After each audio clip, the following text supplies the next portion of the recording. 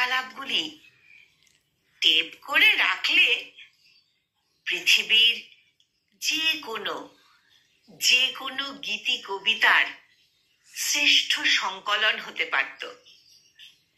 হয়তো আজ আর কিছুই মনে নেই। আমার মনে সেই বাক্যালাপগুলি নিরন্তর শিশির হয়ে ঝরে পড়ে, মৌমাছি হয়ে গুনগুন করে, স্বর্ণচাপা আর গোলাপ হয়ে ঝরতে থাকে।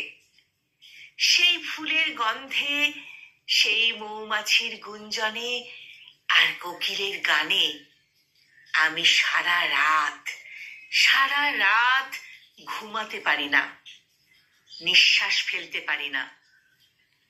আমাদের সেই কথোপকথন, সেই বাক্যালাপগুলি আমার বুকের মধ্যে দক্ষিণ আমেরিকার সমস্ত সোনার খনির চেয়েও বড় স্বর্ণ খনি হয়ে আছে। আমি জানি এই বাক্যালাপগুলি গ্রথিত করলে পৃথিবীর একটি শ্রেষ্ঠ প্রেমের কবিতা হতে পারত। সেই সব বাক্যালাপ এক একটি হীরক খণ্ড হয়ে আছে জলপ্রপাতের সঙ্গীত মূর্ছনা হয়ে আছে, আকাশের বুকে অনন্ত জ্যোৎস্না রাত্রির স্নিগ্ধতা হয়ে আছে। এই বাক্যালাপের কোনো কোনো অংশ কোকিল হয়ে গেয়ে ওঠে, কোনো কোনো অংশ ঝর্ণা হয়ে নেচে বেড়ায়। আমি ঘুমোতে পারি না, জেগে থাকতেও পারি না। সেই এক একটি তুচ্ছ শব্দ আমাকে কেন যে এমন ব্যাকুল করে তোলে।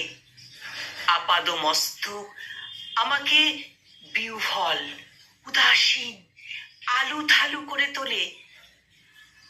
এই কথোপকথন, এই বাক্যালাপগুলি হয়তো পাখির বুকের মধ্যে টেপ করা আছে, নদীর কলধ্বনির মধ্যে ধরে রাখা আছে।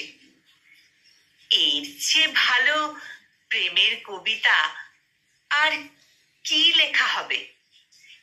এর চেয়ে ভালো প্রেমের কবিতা আর কি লেখা হবে? কলমে কবি মহাদেব সাহা, আর কণ্ঠ প্রয়াসে আমি নিবেদিতা।